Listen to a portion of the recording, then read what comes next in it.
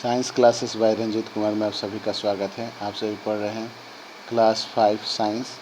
इसमें जो आपका यूनिट 3 है उसका नाम है शेल्टर। इसको हम लोगों ने ख़त्म कर दिया था। इसमें चैप्टर 3.1 में हम लोगों ने पढ़ा वाई डिफरेंट हाउसेस में हम लोगों ने पढ़ा हाउसेस जो होते हैं वो डिफरेंट तरह के किस कारणों से होती हैं। इसका कारण होता है आपका climate, landform, economical status and materials available. ठीक है, क्लाइमेट एंड लैंडफॉर्म को हम लोगों ने जाना था कि लद्दाख या पहाड़ी इलाके जो हैं वहाँ पर जहाँ ठंड पड़ती है वहाँ पर स्टोन्स के वॉल्स बनते हैं। इसी तरह से इग्लू पोलर रीजन में बनते हैं, और जहाँ बाढ़ आता है वहाँ पे स्टील पे लोग घर बनाते हैं। अर्थक्वेक जापान देश में बहुत ज़्यादा आता है, इसलिए वहाँ पे घर जो बनाए जाते हैं वह हल्की लकड़ी से बनाए जाते हैं ताकि कोलैप्स होकर के भी वो फिर से बनाए जा सके, है ना। इसके बाद हम लोगों ने इसी चैप्टर में पढ़ा था हम लोगों ने पढ़ा था इसके बारे में, विलेजेस के बारे में, है ना, और हैमलेट के बारे में, टाउन के बारे में, सिटीज़ के बारे में। और हम लोगों ने जाना था कि हम लोग को why do people live together in neighbourhood में रहने से क्या क्या फ़ायदे होते हैं, वो सारी बातें जाने थे। और हम लोगों ने प्रिकॉशन भी जाना था कि हम लोग को क्या करना चाहिए और क्या नहीं करना चाहिए नेबरहुड में रहते हुए, है ना। और टाइम ऑफ इमरजेंसी में हम लोगों ने नेचुरल डिजास्टर जैसे आपके साइक्लोन के बारे में पढ़ा था और साइक्लोन के इफ़ेक्ट के बारे में पढ़ा था। इसके अलावा हम लोगों ने पढ़ा था अर्थक्वेक के बारे में, और अर्थक्वेक का हम लोगों ने रीजन जाना था, अर्थक्वेक का इफ़ेक्ट जाना था। ये तस्वीर सब हम लोग देख करके हम लोग जाने थे कि अर्थक्वेक का रीज़न क्या है। इसके अलावा हम लोगों ने पढ़ा था आपके लैंडस्लाइड्स के बारे में जाना था। ठीक है, इसके बाद हम लोगों ने सुनामी के बारे में पढ़ा था। हम लोगों ने सुनामी का इफ़ेक्ट जाना था, लैंडस्लाइड के इफ़ेक्ट को भी हम लोगों ने जाना था। फिर हम लोगों ने फ्लूड के बारे में पढ़ा था, और फ्लूड किस कारण से आता है वो हम लोगों ने जाना था, और इसके इफ़ेक्ट को भी जाना था। और हम लोगों ने पढ़ा how should one deal with disaster, जब डिजास्टर हो तो हमें क्या तैयारी करके रखनी चाहिए। सबसे पहले बी प्रिपेयर में हम लोग ने जाना था एक बैग हम लोग को तैयार करना है जिसमें आवश्यक सामग्री हम लोग को रखना है। इन सामग्रियों के बारे में हम लोग ने पढ़ाई किया था। इसके बाद से हम लोग ने आगे जो पढ़ा था उसमें इसके अलावे हमें और क्या तैयारी करनी होती है जब डिजास्टर आने वाला होता है या डिजास्टर आने को होता है तो हमें क्या क्या तैयारी करना होता है। तो हम लोग को अर्ली वार्निंग के बारे में तैयार रहना चाहिए, और प्रोवाइडिंग हेल्प के बारे में बताया था। और हम लोग को जो आपके र्यूमर्स होता है उससे दूर रहना चाहिए। फिर हम लोगों ने पढ़ा था फर्स्ट एड बॉक्स के बारे में।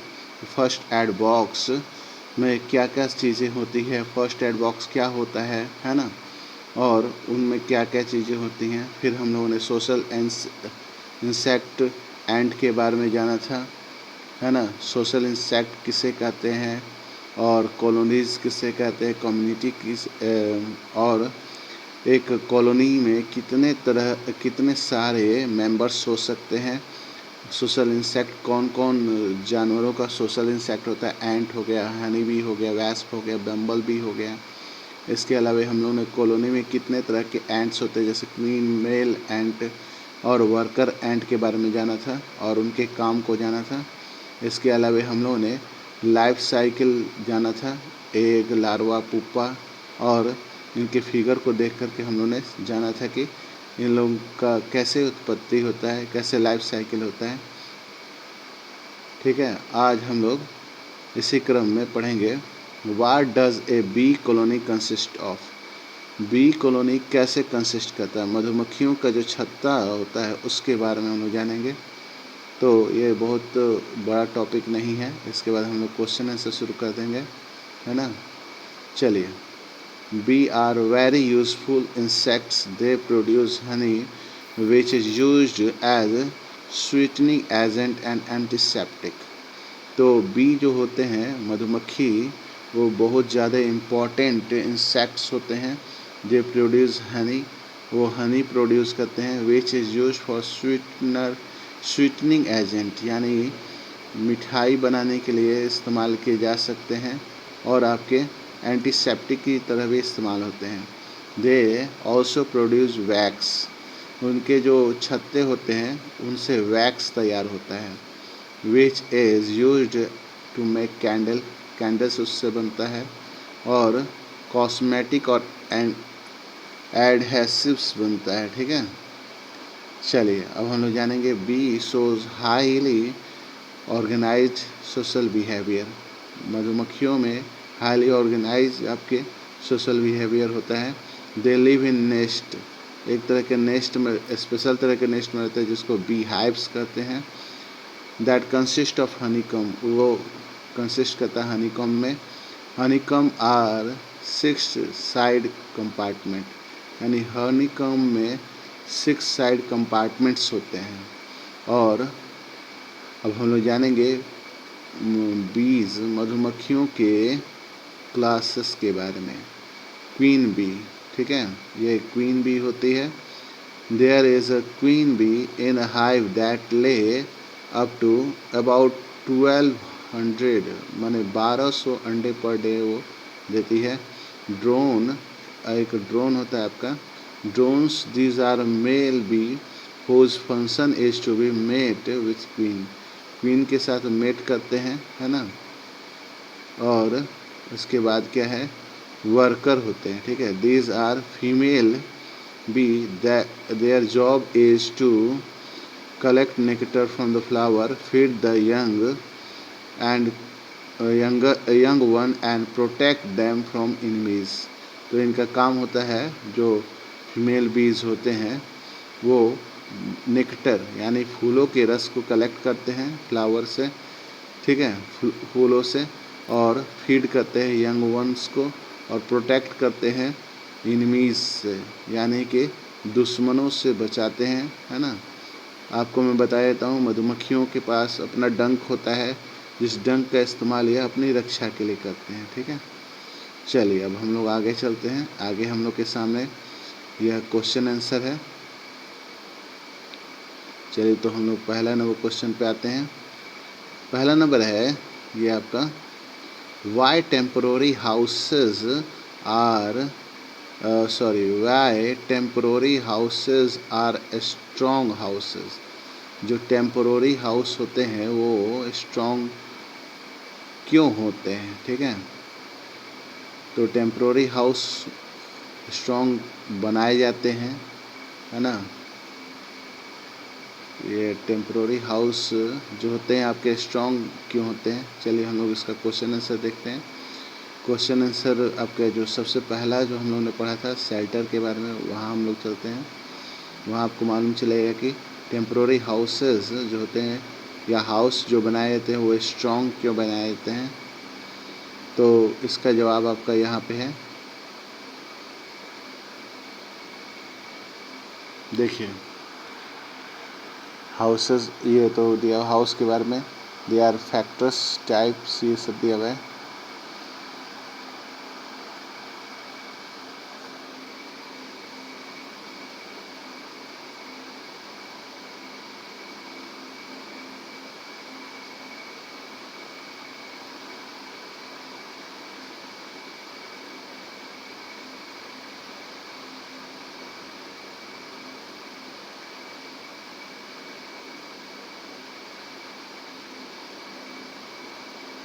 मेरे ख्याल से इसमें आपके टेम्पोररी वर्ड जो इस्तेमाल किया गया है वो सही नहीं है। टेम्पोररी वर्ड इसमें से हटा दीजिएगा, तो आपका इसमें एक आपको सुधार करना पड़ेगा, है ना। टेम्पोररी हाउस का मतलब होता है जो थोड़ी देर के लिए बनाया जाता है, जैसे आपका टेंट वगैरह हो गया, ये टेम्पोररी आप हटा देंगे, है ना। ये टेम्पोररी आप हटा देंगे, ये बच्चे ने गलत काटा हुआ है, टेम्पोररी हटाने की बात थी। यहाँ पे आप कर देंगे परमानेंट हाउस या पक्का हाउस, है ना। तो परमानेंट या पक्का हाउस इसलिए स्ट्रॉन्ग होता है कि वो किससे बना होता है, ब्रिक, सीमेंट, ये सब चीज़ों से बना होता है। चलिए तो हम लोग परमानेंट हाउस की परिभाषा को देख लेते हैं, जो कि आपका दिया हुआ इधर। ये आपका परमानेंट हाउस के बारे में दिया हुआ है, जो हम लोग देख लेते हैं। चलिए देखिए, परमानेंट हाउस के बारे में दिया हुआ है। तो आपके परमानेंट हाउस होते हैं, in urban area houses are made of brick, cement and iron rod. तो आपके जो परमानेंट हाउसेज होते हैं, इसको ऐसे लिखेंगे, permanent houses are made of brick, cement and iron rods. ये लिखते हुए तब आप लिखेंगे, आप आंसर का पार्ट लिखेंगे, है ना। मैं बताता हूँ किस से लिखना है। उतना लिखने के बाद से अब आप आएंगे क्वेश्चन पे। क्वेश्चन जो दिया है उसी में इसके आंसर का पार्ट भी है। उसके बाद तब आपको लिखना है, यहाँ पे लिख देना देयरफॉर परमानेंट, इसको हटा करके जो आपका परमानेंट टेम्पोररी हट जाएगा, यहाँ हो जाएगा देयरफॉर लिख देंगे। देयरफॉर के बाद लिखेंगे परमानेंट हाउसेस आर स्ट्रॉन्ग, ठीक है, हाउसेस हो गया। अब दे रहा है why in forest area people make houses of wood. ये तो बहुत ही आसान क्वेश्चन है और आपको मालूम भी होना चाहिए, फॉरेस्ट में लकड़ियाँ मिलती हैं आसानी से, इसलिए जो जंगल के घर होते हैं वो लकड़ियों से बनते हैं। इसको यहाँ से लिखेंगे, in the forest people make houses of wood. ये लिखते हुए आप लिखेंगे। इसके बाद आपको क्या लिखना है, बिकॉज। क्या लिखना है, वुड के बाद यहाँ से लिखना है बिकॉज। बिकॉज लिखने के बाद से आपको क्या लिखना है मैं बताता हूँ। चलिए हम लोग आगे चलते हैं।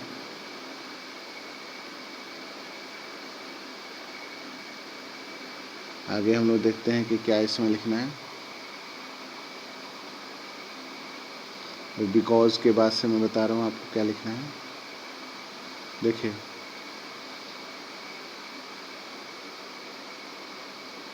बिकॉज के बाद से आपको लिखना है would is easily available in these areas. हो गया, क्लियर हो गया, आप लिख लेंगे। चलिए अब आगे हम लोग चलते हैं आगे वाले क्वेश्चन में।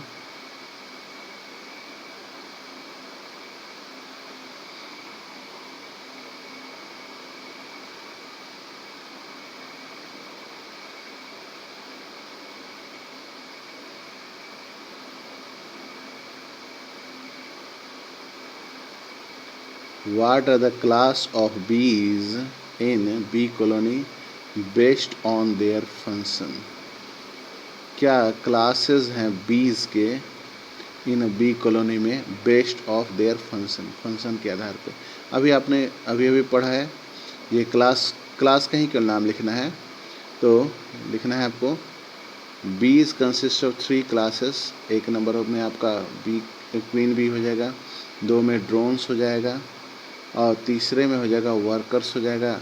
इनके बारे में आप जैसा इसमें किताब में दिया वैसे लिख दीजिएगा, हो जाएगा आपका आंसर, ठीक है। चलिए इसके बाद यह है what are the stages in life cycle of an ant. एक चींटी के लाइफ साइकिल के बारे में बताना है। ये छोटा आंसर होगा, इसमें फिगर नहीं बनाना है, ठीक है।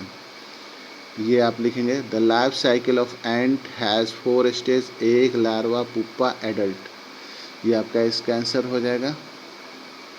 चलिए अब हम लोग अगले पार्ट में आते हैं। अब हम लोग का क्वेश्चन है right one sentence about each of the following, ठीक है। सबसे पहले आपका हैमलेट है। हैमलेट जो होता है वह गांव का एक छोटा हिस्सा होता है जहाँ पे सेम ऑक्यूपेशन वाले लोग रहते हैं। हैमलेट के बारे में लिखेंगे, है ना। चलिए क्या लिखना है मैं आपको टिक लगा देता हूँ, उससे ज़्यादा आपको सुविधा हो जाएगी। चलिए तो देखिए कहाँ क्या लिखना है, इसी चैप्टर में है वो, है ना। मैं पेज नंबर भी बता दूंगा, जाके आप लोगों को ढूंढने में कोई समस्या नहीं होगी। चलिए ये रहा, पहले सबसे पहले पेज नंबर देख लीजिए। पेज नंबर 53 में आपको मिल जाएगा हैमलेट के बारे में, है ना। ये हैमलेट के बारे में इसमें दिया हुआ है। A hamlet is a small village where all the settler have the same occupation। ये हैमलेट से लेकर के आपको सेम ऑक्यूपेशन तक लिख देना है, हो गया। चलिए हैमलेट आपने कर लिया। अब हैमलेट के बाद हम लोग आते हैं आगे। हैमलेट आप लोगों ने कर लिया। अब हैमलेट के बाद हम लोग आते हैं, हैमलेट के बाद है विलेज, है ना। विलेज का वही उसके नीचे दिया हुआ है, ए village is larger than Hamlet लिख लेंगे इसमें, है ना। वैसे करके लिखा हुआ है एकदम ठीक, फिगर के नीचे आपको मिल जाएगा कॉलोनीज़, है ना। चलिए कॉलोनीज़ को हम लोग खोजते हैं, उसी पेज में है आपका, उसी पेज में है जिस पेज में आपका हैमलेट था और विलेज था, उसी में कॉलोनीज़ भी है। चलिए देखिए ये पेज नंबर 53 है। 53 में आपको मिल जाएगा विलेज के बारे में और कॉलोनी के बारे में। ए village is larger than Hamlet but smaller than town and और सिटी, या विलेज के बारे में लिख लेंगे, है ना, यहाँ से लेकर के यहाँ तक, है ना। इसके बाद कॉलोनीज़ पूछा है, ठीक है। ए कॉलोनी यहाँ दिया है, a colony is an area in a town और city where people live together as a community, हो गया। चलिए तो कॉलोनी भी आपका हो गया और विलेज भी हो गया, ठीक है, और हैमलेट भी हो गया। अब हम लोग आगे बढ़ते हैं, ये 3 चीज़ें हम लोगों ने एक साथ कर लिया। अब इन तीनों के बाद से आपका आता है स्टिल्ट हाउस और हवेली, ठीक है। ये दोनों के दोनों बंगलो और अपार्टमेंट, यानी कि ये हम चारों एक साथ करेंगे, है ना। ध्यान देंगे, बहुत ही आसान है। जो मैं बोल रहा हूँ उसको ध्यान से देखेंगे, सुनेंगे, और जो मैं जहाँ टिक लगा रहा हूँ उसको अपने वीडियो रोक रोक करके आप देख लीजिएगा, है ना। इससे आपको क्वेश्चन आंसरिंग में कोई प्रॉब्लम नहीं होगा। आराम से आप लोग घर पे बैठे बैठे इसको क्वेश्चन आंसरिंग कर लेंगे आराम से, है ना। तो सबसे पहले आपका है बंगलो, पहले है आपका। चलिए अपना ज़रूरत के हिसाब से आप देख लीजिएगा, है ना। ये आपका, और आगे चलेंगे हम लोग, बंगलो हवेली जो भी है सब हम लोग करते हैं। तो यहाँ पे देखिए, अगर बंगलो के बारे में दिया है तो बंगलो देखिए यहाँ पे दिया है बंगलो, है ना। Bungalow are independent houses surrounded by an open space और हैज़ फ्रंट लॉन, हो गया। ये बंगलो के बारे में हो गया। बंगलो के बाद से आपसे पूछ रहा होगा हवेली के बारे में। Many villages houses are made of brick cement and iron construct big houses haveli. फिर आपका अपार्टमेंट के बारे में दिया हुआ है ना। अपार्टमेंट के बारे में इधर हो जाएगा आपका, रुकिए मैं देखता हूँ।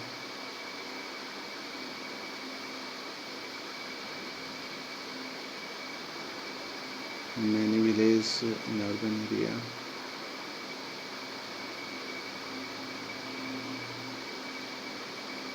अपार्टमेंट के बारे में यहीं कहीं दिया होना चाहिए।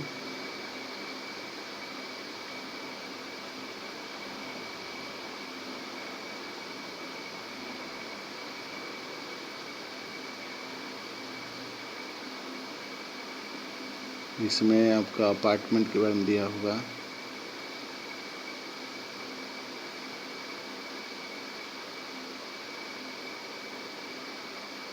मेरे ख्याल से अपार्टमेंट के बारे में इसमें दिया नहीं है। और इसमें देखते हैं हम लोग,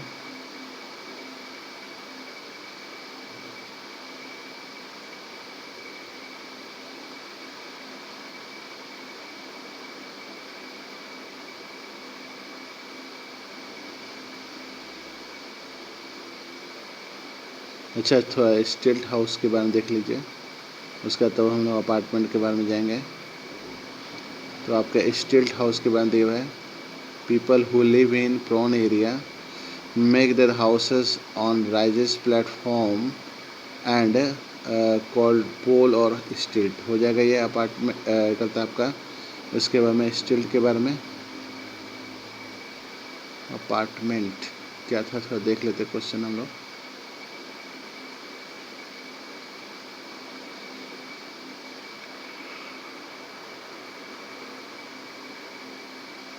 क्वेश्चन पे आते हैं हम लोग। क्वेश्चन में आपका दिया हुआ है अपार्टमेंट, है ना।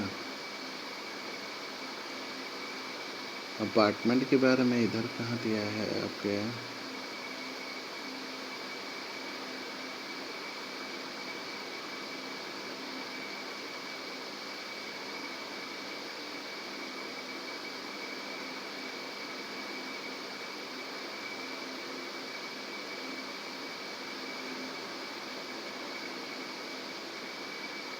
अपार्टमेंट मेरे ख्याल से इसमें दिया नहीं है।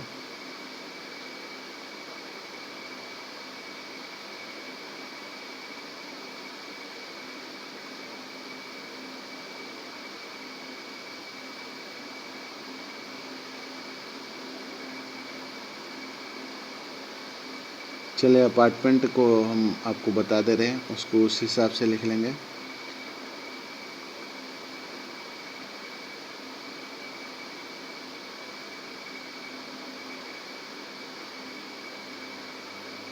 तो अपार्टमेंट के बारे में आप लिखेंगे, इन टाउन और cities there are some permanent houses are made duplex और अब करता है skyscrapers buildings, these are called apartment. ध्यान से सुन लीजिए एक बार और, इन टाउन और सिटीज़ देयर आर आपके permanent houses, there are permanent houses which are made in upper storey और स्काई क्रीपर्स। ठीक है, चलिए अब आपका फिल इन द ब्लैंक्स है। The male bees are called drone, DRONE। ठीक है, लिख लीजिएगा drone, DRONE। Worker ants collect soil and dirt to build ant hill, ANTHILL हो जाएगा। सी नंबर है, bee wax is use to make wax and candle लिख सकते हैं, CANDLES। ठीक है, चलिए a hive consist of 6 compartment are called honey comb, HONEYCOMBS हो गया। A community of social insect is called colony, COLONY। चलिए ट्रू फॉल्स में आते हैं।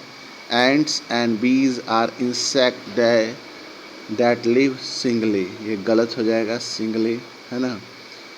The queen bee collect nectar from flower, ये भी गलत हो जाएगा क्योंकि उनके हेल्पिंग वाले होते हैं, वर्कर वाले होते हैं, वो सब कलेक्ट करते हैं।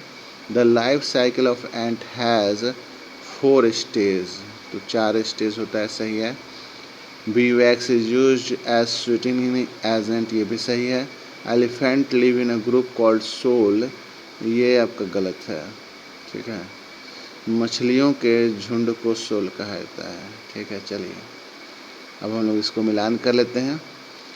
बर्ड है ना, तो बर्ड का आपका मिलान होगा फ्लॉक से, सीधे मिला दीजिए फ्लॉक से। बीज का हो जाएगा आपका, बी जो है मधुमक्खियाँ, वो हनीकॉम्ब में रहती है। एंट का हो जाएगा, है ना, एंट जो रहते हैं, है ना, वो आपके अंडरग्राउंड ट्यूनल में रहते हैं। ठीक है, हो जाएगा। एलिफेंट का हर्ब होता है, हर्ड। ठीक है, और फिश का होता है सोल, मिला लीजिएगा। चलिए अब आता है आपका answer the following, define first aid. First aid जो बॉक्स है या फर्स्ट ऐड जो है उसका डिफिनेशन आपको लिखना है। ये रहा आपका डिफिनेशन। द इमीडिएट हेल्प से लेकर के आपको फर्स्ट ऐड तक लिख लेना है, इसका डिफिनेशन हो जाएगा। चलिए हम लोग आगे चलते हैं। आगे आपका है, हाँ कहाँ गए हम लोग, हाँ ये रहा। What first aid should be given burn, burn के समय, कट के समय, और आपके डिहाइड्रेशन के समय, और हीट स्ट्रोक के समय, और आपके शॉकिंग के समय क्या इलाज करना है, कल मैं आपको वीडियो के थ्रू बताऊंगा। और हो सकता है एज पॉसिबल ये आपके रिटन फॉर्म में मैं आपको कल जो आपके वीडियो बनेंगे उसमें मैं लिखा हुआ बताऊंगा। आज के वीडियो में इतना ही। इस वीडियो को लाइक करें, शेयर करें, सब्सक्राइब करें। Thank you, have a nice day.